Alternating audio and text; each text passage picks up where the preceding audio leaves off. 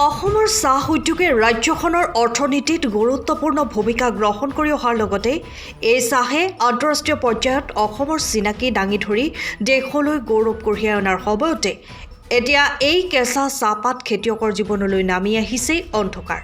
শেহতীয়াকৈ ৰাজ্যখনৰ কেঁচা চাহপাতসমূহত অত্যাধিক ৰাসায়নিক পদাৰ্থ ব্যৱহাৰ কৰাৰ অজুহাতত আজিৰে পৰা ৰাজ্যখনৰ 200টাৰো অধিক বটলি ফেক্টৰীয়ে ৰাজ্যৰ ক্ষুদ্ৰ চাহ বাগিচাত উৎপাদিত কেঁচা চাহপাত ক্ৰয় নকৰাৰ সিদ্ধান্ত গ্ৰহণ কৰিছে, যাৰ ফলত তিনিচুকীয়াত 56,000 ক্ষুদ্ৰ চাহ খেতিয়কৰ মাজত হাহাকাৰ অৱস্থাৰ সৃষ্টি হৈছে। যিহেতু এইটো আজি যিটো বন্ধ তেওঁলোকে দিছে আমাৰ ক্ষুদ্ৰ চাহ খেতিয়কৰ কাৰণে বহুত বেয়ালৈ গৈ আছে। যিহেতু আমাৰ তিনিচুকীয়া ডিষ্ট্ৰিক্টত বুলি নহয়, মই এই যে ক্ষুদ্ৰ চাহ খেতিয়ক হিচাপতে কৈ আছোঁ, যিহেতু আমাৰ এতিয়া পাতটো ছেকেণ্ড ফ্লাছ এতিয়া আহিব লৈছিলেহে।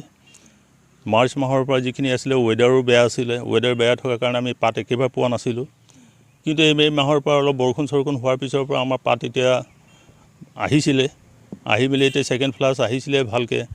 এতিয়া এইটো সময়ত যদি তেনেকৈ যদি আন্দোলনত যদি এইটো ফেক্টৰী যদি বন্ধ কৰিবলগীয়া যদি হয়, তেতিয়া আমাৰ খেতিয়কবিলাকৰ বহুত লোকচান হয়। যিহেতু এবাৰ আমাৰ প্ৰডাকশ্যনো বহুত কম, আমি ইমান কষ্টৰে মানে খেতি কৰি মেলি এই সময়ত আমি যিখিনি পাত পাব লাগে বা যিখিনি আমি মূল্য পাব লাগে পাতৰ বিনিময়ত, সেইখিনিও আমি নাপাওঁ। তথাপিতো বাৰু আমি যেনে তেনে চলাই আছোঁ। যিহেতু আমাৰ এতিয়া খেতিয়কবিলাকৰ অৱস্থা এনেকুৱা হৈছে, যিহেতু আমি খেতি কৰাৰ পিছতো আমি লোকচানত আছোঁ। কাৰণ প্ৰত্যেক বছৰতে কি হয়, আমাৰ খেতিৰ যিখিনি আমি পাত উৎপাদন কৰোঁ, পাতৰ উৎপাদন কৰাৰ পিছতো আমি সঠিক মূল্যখিনি নাপাওঁ। সেইটোলৈ আমাৰ প্ৰত্যেক বছৰতে এই ছিষ্টেমটো আমাৰ প্ৰায় চলি আছে। এই সংক্ৰান্তত এতিয়া হৈছে কি, আমাৰ কিছুমান ক্ষুদ্ৰ চাহ খেতিয়কসকলে যিবিলাকে এতিয়া উপায় নাপায় চলাব পৰা নোহোৱাৰ কাৰণে কিছুমান বাগান যিবিলাক আছে বাগানবিলাক লিজত দিবলগীয়া হৈছে। গতিকে এই ব্যৱস্থাটো যদি আমাৰ চৰকাৰে যদি কিবা এটা ব্যৱস্থা আৰু সঠিক সিদ্ধান্ত নলয় যদি আৰু যদি এইটো যদি নকৰে যদি, তেতিয়া কি হ'ব, আমাৰ ক্ষুদ্ৰ চাহ খেতিয়কটো নাইকিয়া হ'ব এটা টাইমত আমাৰ তিনিচুকীয়াৰ পৰা। যিহেতু আমাৰ কাঠৰ যিখিনি আছে, এতিয়া কাঠটো নোহোৱা হ'ল।